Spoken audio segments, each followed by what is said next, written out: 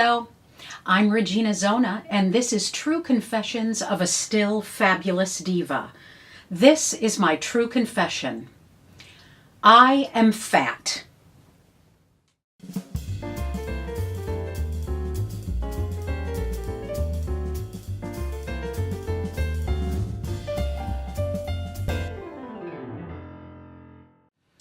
Maybe it's nicer to say curvy or voluptuous or full-figured, but I have fat like everybody else has fat. And, there's no getting around it. I have been fat all of my life. When I was in elementary school, I remember that I was in gym class once, and I was wearing a pair of shorts and a top that were too tight for me because I had outgrown them.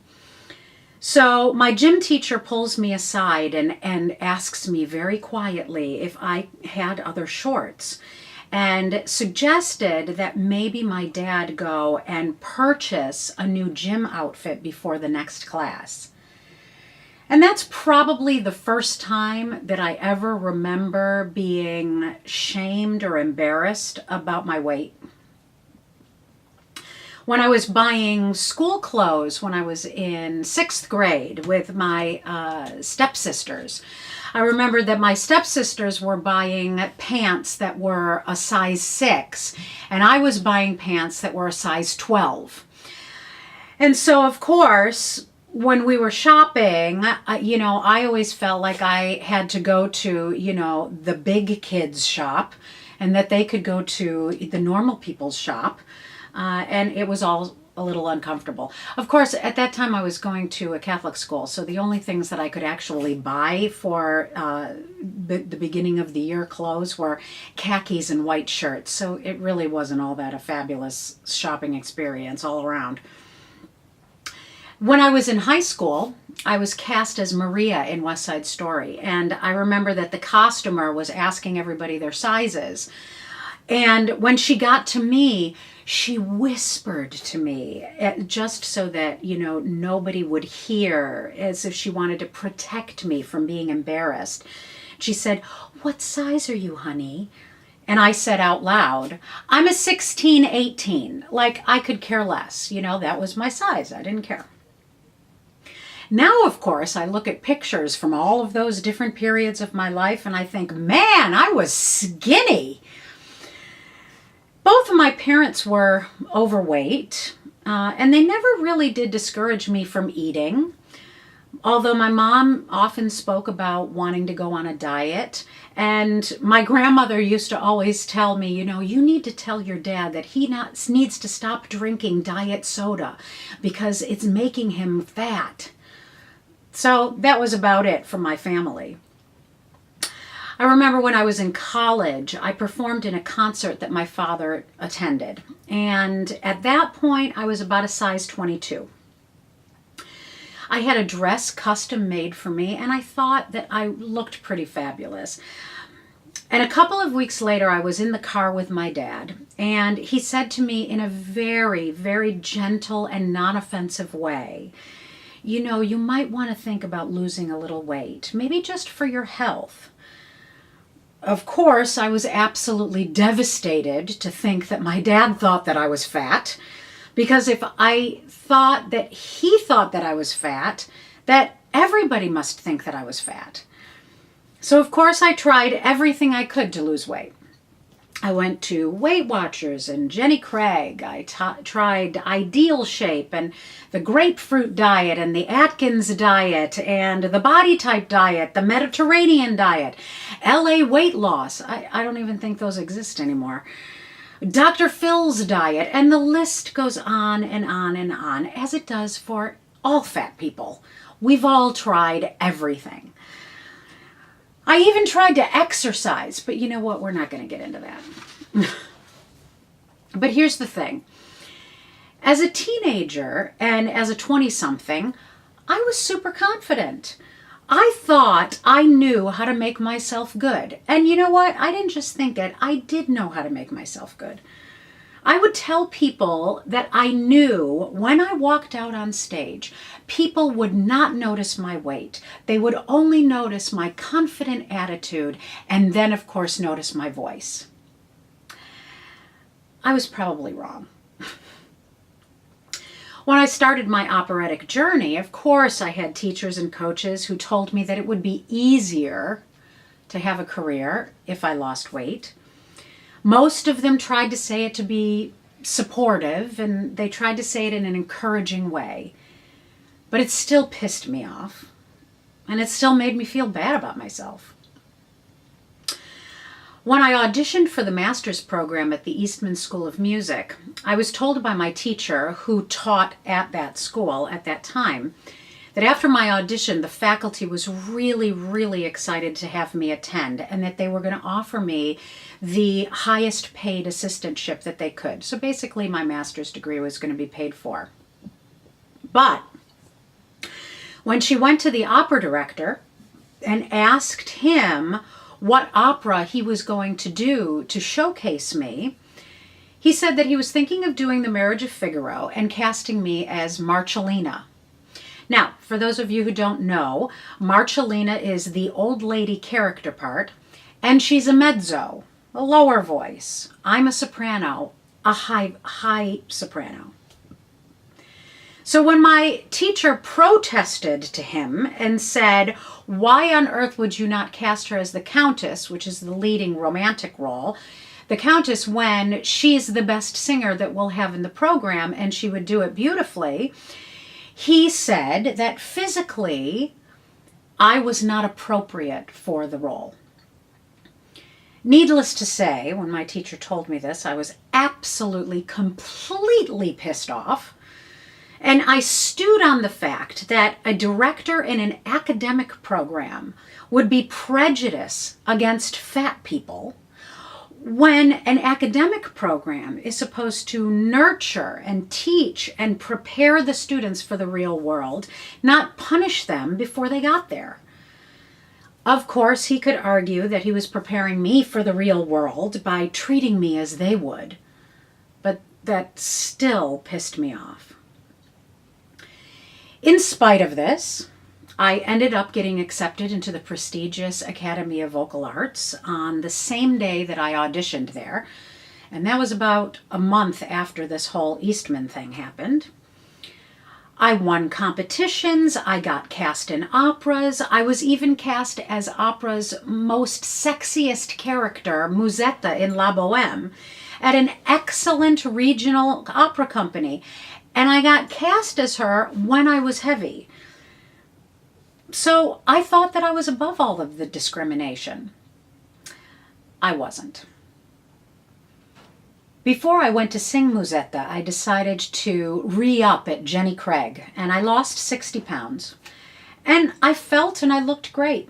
And the company was really surprised and pleased when I showed up to rehearsals being a smaller self. And then I got an agent who had me stand in front of him while he looked me up and down, and he said, "You look pretty good, maybe 20 pounds less." So when my operatic career started to wane, I was compelled to eat more. And when I finally decided to focus on my teaching career, I finally felt free because I no longer had to be skinny. You don't have to be skinny to be a teacher. So I could get as fat as I wanted, and I gave myself permission to eat and drink whatever the hell I wanted to eat and drink. And I was still confident, mostly because I refused to actually look at myself in a mirror or in pictures. And then I was 351 pounds. So one day I'm watching that TV show, My 600-Pound Life, and this woman is talking about her journey as a morbidly obese human and how she had no will to live, and all of a sudden something occurred to me. I had no idea how I got there. I mean, I, of course, know how I got fat. You know, that's I ate the donuts and the cake and the wine and the chocolate. But it occurred to me that if I could be 351 pounds and not realize that I had gotten to that point, that I could very easily get to 451 pounds and not see it at all. So I had the surgery. Surgery wasn't my first option. At first, I was really opposed to the idea of having a doctor alter my body from the way that God had intended it to be. Before I went to a weight loss surgeon, I actually went to a non-surgical weight loss doctor who gave me some really good advice, and I ended up losing 25 pounds. But when I was looking at the need to actually lose 125 pounds, the goal just seemed insurmountable. And this was all in addition to the fact that I had diabetes in my family. And all the signs were there that if I didn't do something about it, that diabetes was inevitable for me. So I had great insurance. I had the ability to take some time off, and I decided to have the surgery. It wasn't a super easy process. The recovery took longer than I had expected it would, but eventually I lost 135 pounds. And honestly, it was the best decision that I could have ever made, because finally I had a little control out of something in my life that I never thought that I had control of before. And that was over 6 years ago. I've kept off most of the pounds. Do I have more to lose? Yes. Ultimately, I really would love to lose another 20 or 30 pounds. Have I done it? No. But you know, it's really interesting because when I went to that weight loss doctor, he did all of these tests to determine the breakdown of my weight, you know, how much muscle I have, what percentage of water I carry, what is my body mass index, all of those things. And he told me that no matter what number I wanted to see on the scale, that my body was actually going to determine the number that it wanted to live at. I could try to get to that magic number, but my body will always want to creep back to where it wants to be, where it's comfortable. And I will constantly struggle to try to maintain the magic number. And interestingly enough, where I am now is about 8 to 10 pounds over where he said my body would settle. Am I skinny now? No, not even close. But am I happy where I am? Yeah.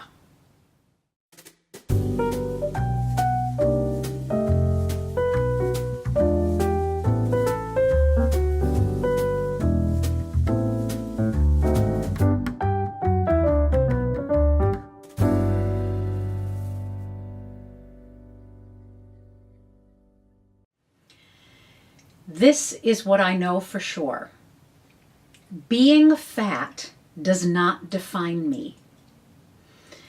I have decided that it no longer serves me to be obsessed about my weight. When I was a kid, I obsessed over my weight because it seemed like the popular girls were always skinny. And when I was an opera singer, I obsessed about my weight because I wasn't going to get hired if I was a fat girl. And when I was a mature adult, I obsessed about my weight because I felt signs of my body rebelling against me, like not being able to walk up a flight of stairs without getting totally winded, or feeling pains in my knees and my back that I had never felt before. So I did something about it. And yeah, it was drastic. And it helped to a point. But let me tell you, there is not any perfect ending to this story. The fact of the matter is, I eat more than I should, and I eat a lot of crap that I shouldn't, according to healthy gurus. I can't eat giant plates at all-you-can-eat buffets anymore, but I do eat often. I eat 6 or 7 times a day, and I will admit that most of the time I'm eating sweets every time I'm eating. So yes, that is probably why I haven't been able to get down to my original goal weight. Because while the surgery did take away the bulk of my weight, it did not change my love and my relationship with food. But here is what has changed. I no longer give myself a guilt trip for indulging the way that I want. When I decide to have a cream puff or a donut, I acknowledge that I'm making a choice to eat that. That doesn't make me a bad person. It doesn't mean that I'm out of control.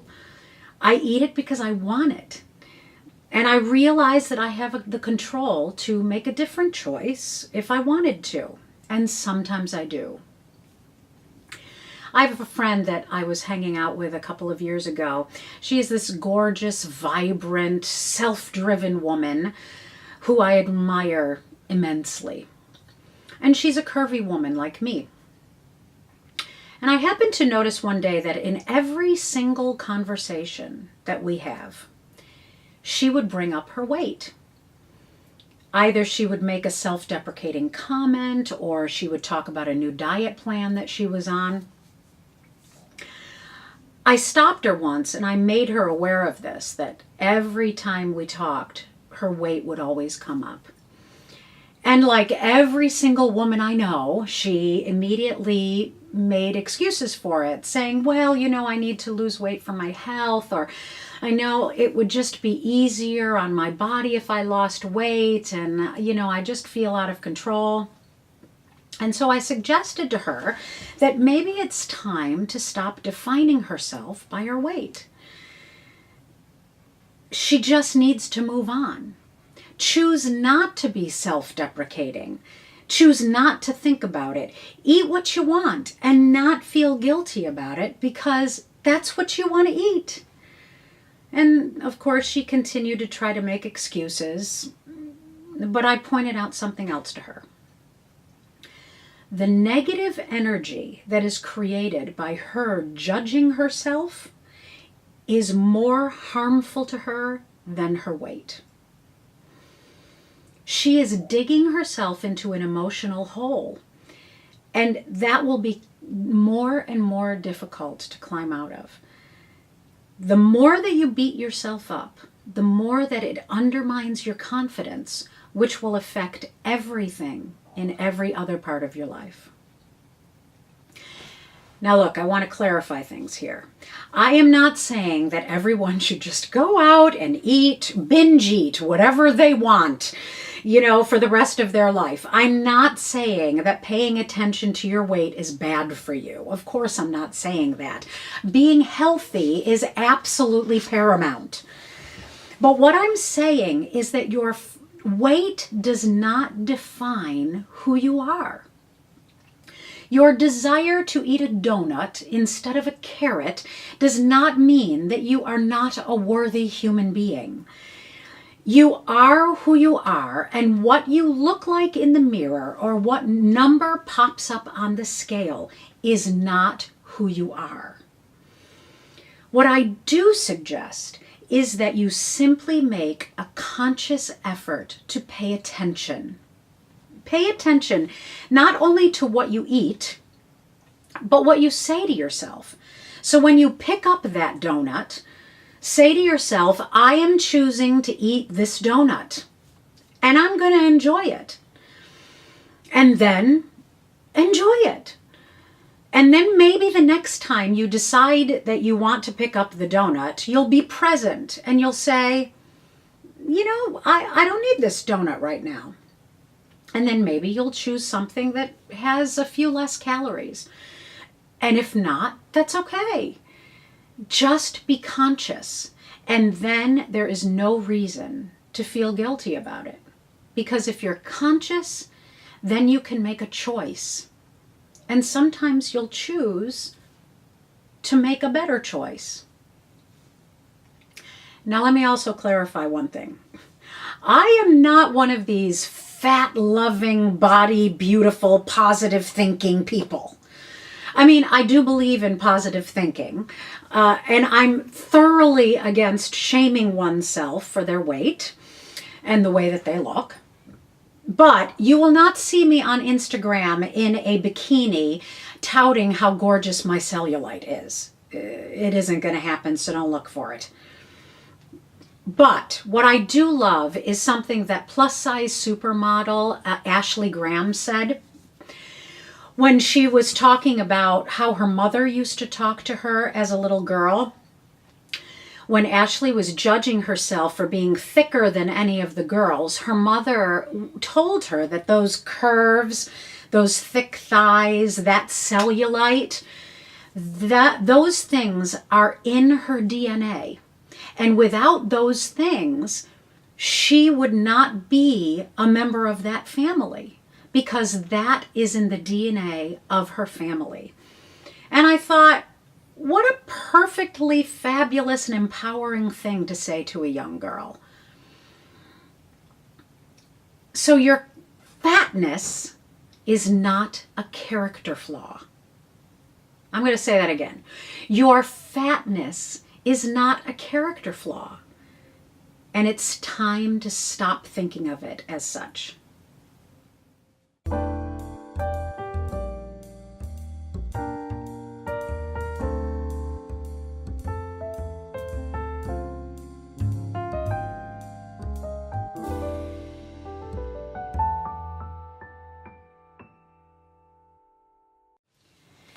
Here's my inspiration for the week.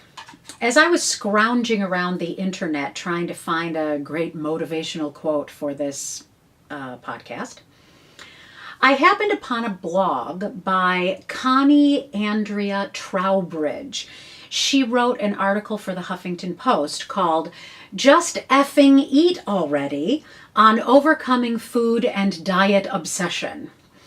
She had some practical advice that she learned on her own journey.